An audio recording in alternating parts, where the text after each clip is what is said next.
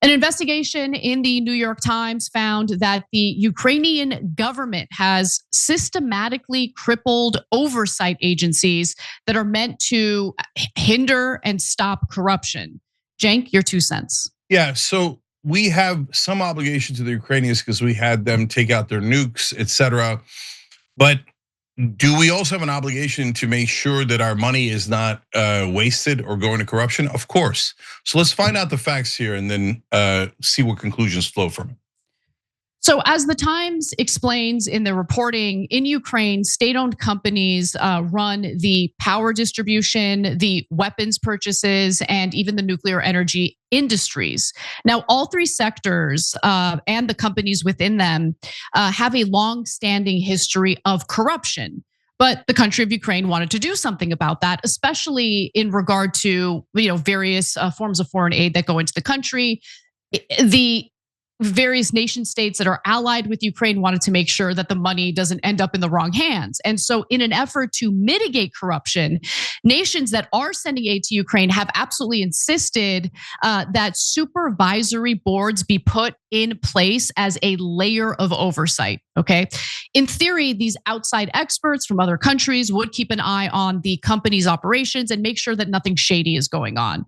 But the New York Times investigation found that Volodymyr Zelensky and his administration in particular have actually sabotaged those oversight boards by doing multiple things, including appointing loyalists, intentionally leaving seats in the boards empty, and even preventing anti-corruption boards from being able to form altogether. And so obviously that is going to open the door to corruption. So let's start off with one, company, state-owned company that was highlighted in the piece, and that's Ukraine's state-owned electricity company known as Energodom. Okay, so Energodom is a prime example that's highlighted in the piece. And Zelensky apparently deliberately obstructed a supervisory board that would keep an eye on this state-owned entity. The Times claims that Zelensky's administration delayed the formation of the board, and when it finally came together, the government left a seat empty, impeding the board's ability to act when they're able to identify corruption. So anti-corruption authorities have accused members of Zelensky's inner circle of siphoning off and laundering $100 million from the state-owned nuclear energy program, Energodom. So how did they do it? Well, contractors on projects for this company had to pay kickbacks of up to 15%, according to investigators. So you have Marina Zerukova, who is the first head of the agency designed to monitor inflated defense contracts. But at first, there was really no supervisory board at all to protect her. Even as she told the New York Times, she was pressured by Zelensky's government to sign off on all sorts of sketchy contracts. So eventually, a supervisory board was implemented, but the Ukrainian government, according to her, hijacked it and ousted her. She told the Times, quote, "Supervisory boards are just window dressing. They're not real." Kind of going along with this year's theme of everything seems pretty fake. But I'm curious what you think, Cenk. Yeah, look, so I know that there's corruption in other countries. I'm not, so shocked by it. And so, for example, when they say, "Oh, there's this customary 15%." That they take off the top for corruption. Yeah, that sounds super familiar in many, many stories I've read about many different countries.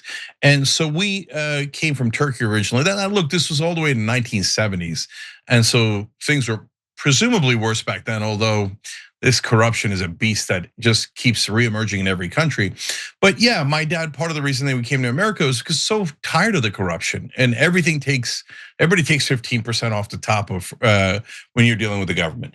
Now, having said that, if I'm sending money over, which we are, to Ukraine to the tune of billions of dollars, do I want someone tracking it?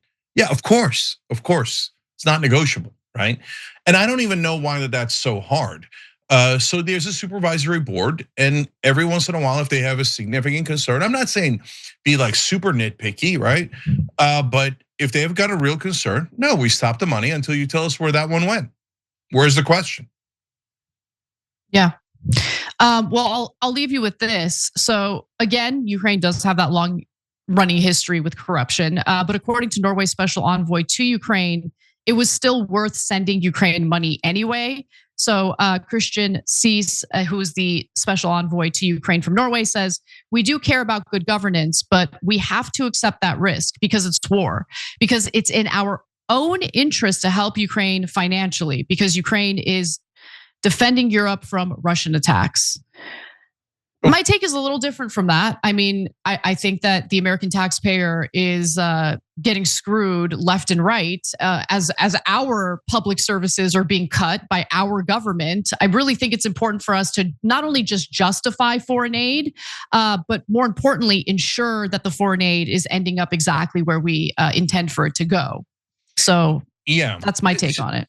Yeah, last thought here is, look, guys, if it's around the edges, I get what that brother from Europe is saying, but also, hey, they're defending you. You probably should put in a lot more than we are if we're keeping it real, okay? I know people don't like to hear that, but that's a stone cold reality. But okay, but even with the money that we're putting in now, I saw this happen when we were covering Iraq and Afghanistan.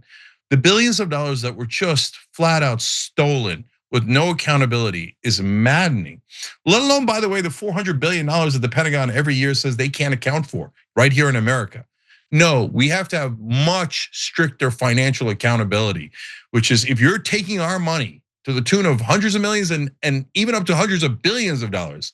No, yeah, we have to know where it's going. And it's not acceptable to say, oh, well, there's some corruption and so we stole a bunch of it. Well, then okay, however much you stole, you're certainly not getting in the future. That's the bare minimum, and that's not unfair to ask of a nation that's helping you in the middle of a war. Every time you ring the bell below, an angel gets his wings. Totally not true, but it does keep you updated on our live shows.